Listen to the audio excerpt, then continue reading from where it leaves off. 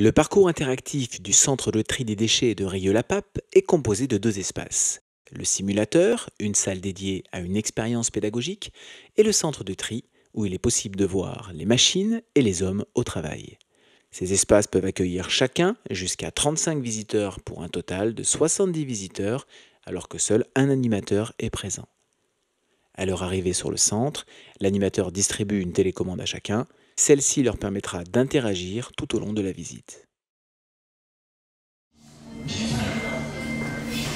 Espace de décompression. Une fois équipés de leur télécommande, visiteurs et accompagnateurs sont invités à entrer dans le simulateur où ils seront pris en charge à 100% par le système. Le scénario peut alors débuter de manière autonome pour une durée de 45 minutes. Pendant cette période, l'animateur conduira le deuxième groupe au sein du centre de tri. Scénario. Avant de vous expliquer quelle sera votre tâche, rappelons-nous ce qui s'est passé sur notre chère planète Vailla. Les anciens de la planète Vailla ont vécu l'ère des grandes catastrophes. De nombreuses pollutions ont presque causé la fin de ce peuple. Forts de l'expérience qu'ils ont vécue, les sages de la planète Vailla ont décidé de mettre en place des missions de sensibilisation et de protection des autres planètes afin d'éviter que des grandes catastrophes ne se reproduisent à nouveau. Aujourd'hui, c'est en direction de la Terre qu'il faut agir.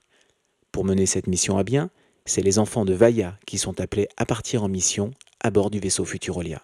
Oscar, ouverture du SAS. Ouverture actionnée, colonel. Veuillez prendre place. Bienvenue à bord. Veuillez prendre place. La durée du vol est de 1h30 en vitesse lumière.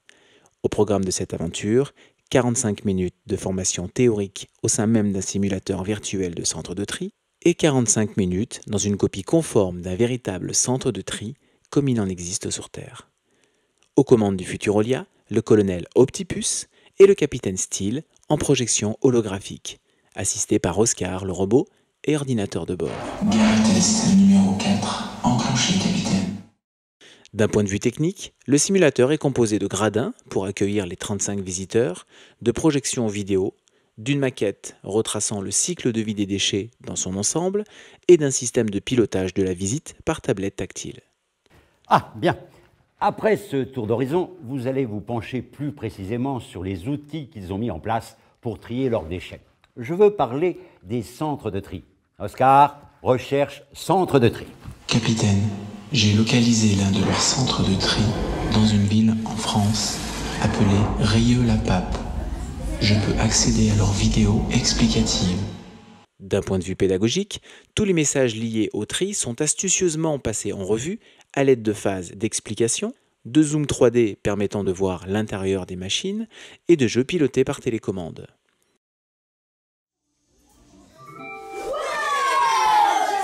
Les réponses permettant de visualiser en temps réel le niveau de connaissance des visiteurs. Avec ces informations, l'animateur peut intervenir pour donner un complément d'information parfaitement adapté à ses visiteurs. Le parcours de visite conçu ainsi apporte une dimension innovante, ludique et immersive au message du tri, mais permet également d'effectuer des statistiques d'apprentissage et de faire évoluer son contenu.